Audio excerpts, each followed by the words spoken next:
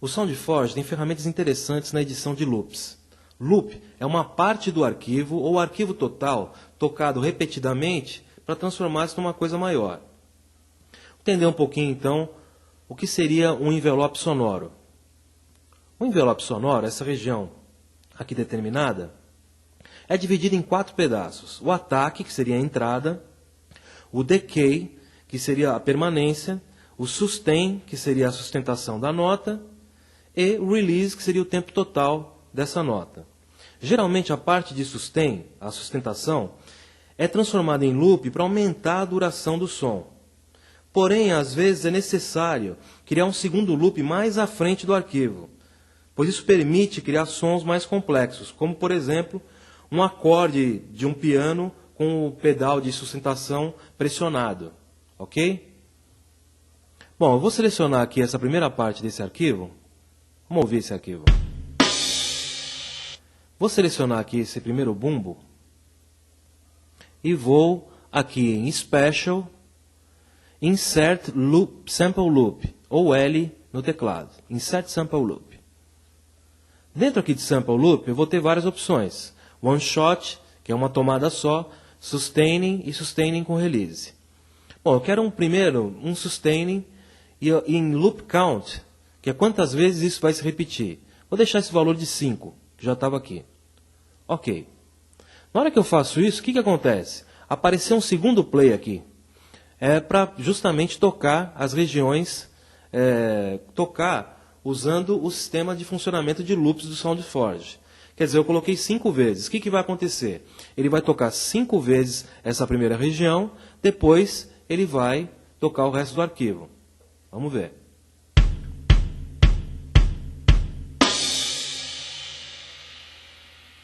Ok. Agora eu quero adicionar um loop tipo release. Como é que eu faço isso?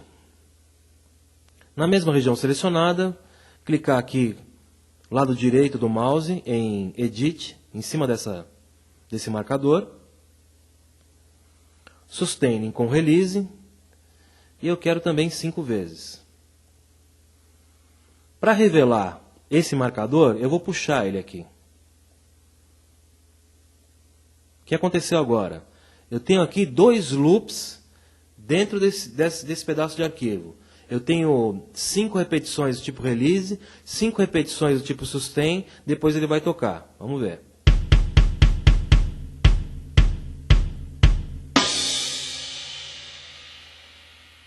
Ok. Outra ferramenta interessante, quando você já tem pontos determinados de sustain ou release, é o Loop Turner. O Loop Turner, que pode ser aberto aqui em View, Loop Turner.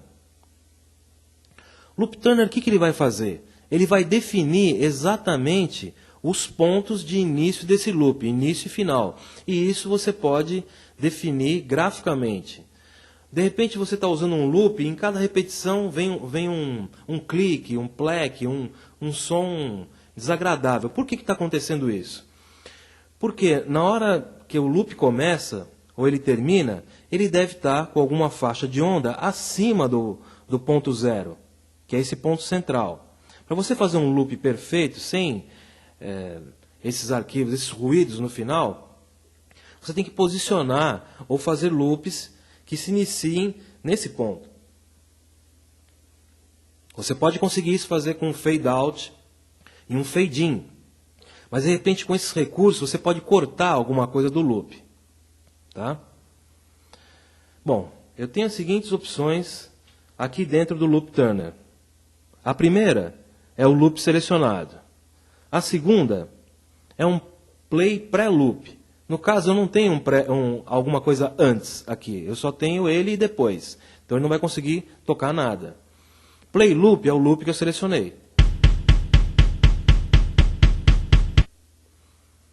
Play post loop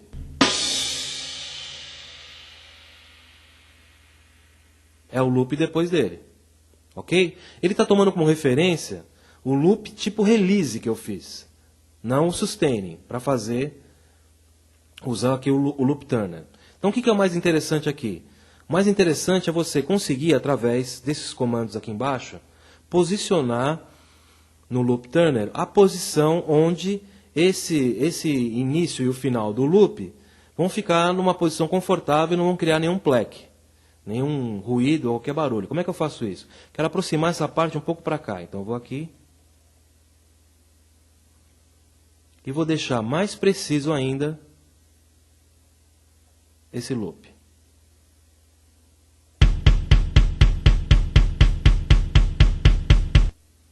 Ok?